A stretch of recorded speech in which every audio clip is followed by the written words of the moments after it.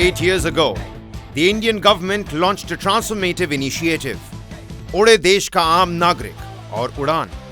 The vision was clear: to bring air travel to the masses, especially in Tier 2 and Tier 3 cities, and enhance regional connectivity. Launched in 2016, UDAN has been a key pillar of India's civil aviation policy.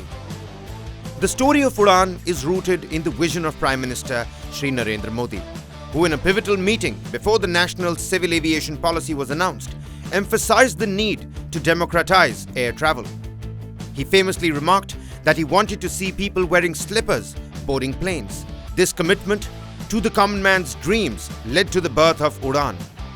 The first UDAN flight took off on April 27, 2017, connecting the serene hills of Shimla to the bustling metropolis of Delhi. This marked the beginning of a transformative journey in Indian aviation. UDAN scheme has been a revolutionary scheme in civil aviation, and it came out from the thought process of our Honorable Prime Minister Narendra Modi ji. The concept is good because aviation industry acts as a catalyst for economic growth.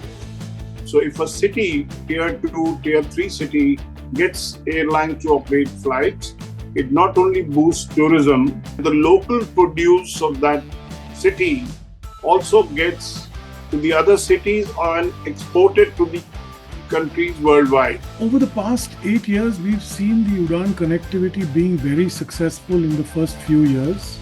The growth of airport went up, almost to 80 regional airports. We saw huge intake of passengers across the country, especially in the northeast.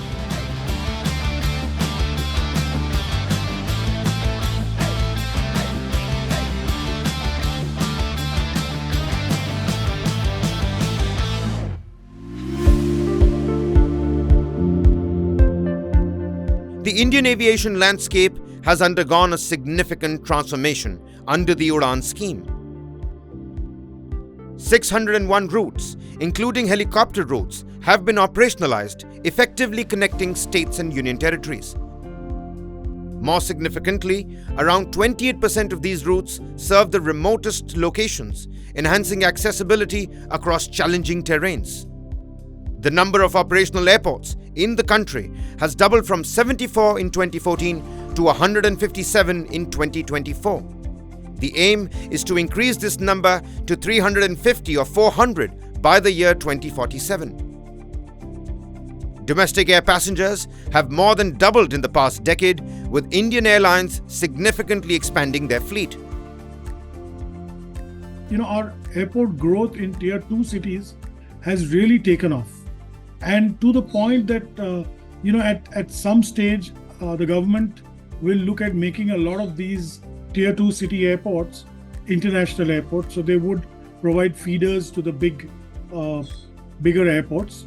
I do not believe that the growth of Indian aviation would have been so marked that we've seen in the last eight odd years had it not been for the UDAN.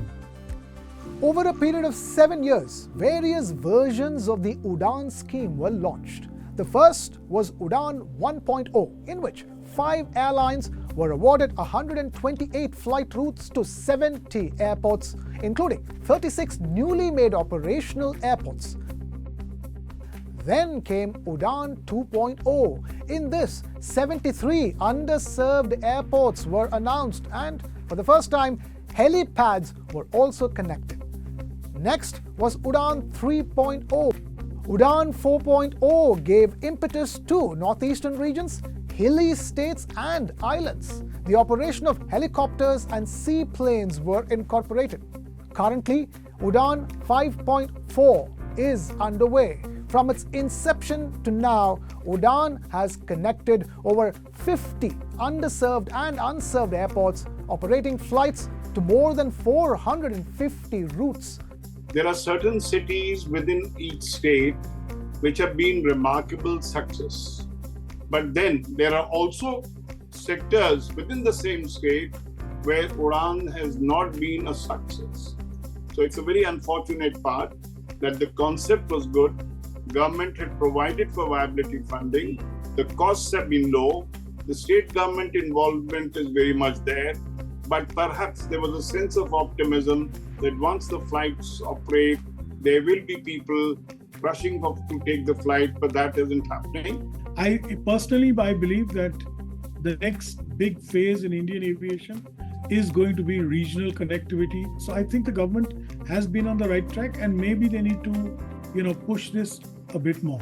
The economic ripple effect of UDAN has been absolutely tremendous. Improved connectivity has boosted tourism, generated employment, and allowed industries to flourish in previously isolated regions. The entire Northeast region's tourism industry is experiencing a considerable upsurge due to the introduction of Pasighat, Zero, Holongi, and Tezu airports, fostering greater accessibility.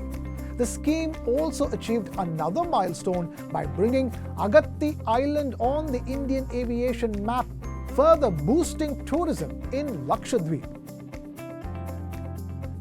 But the journey hasn't been without turbulence.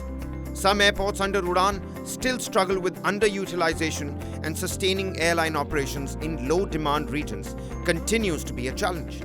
As UDAN enters its 8th year, the focus shifts towards sustainability, technological innovation, and expanding to remote regions. With plans to introduce green aviation technologies and better financial models, the scheme aims to build on its successes and address its challenges. As we celebrate 8 years of UDAN, the skies continue to open for the common man, bringing us closer, one flight at a time.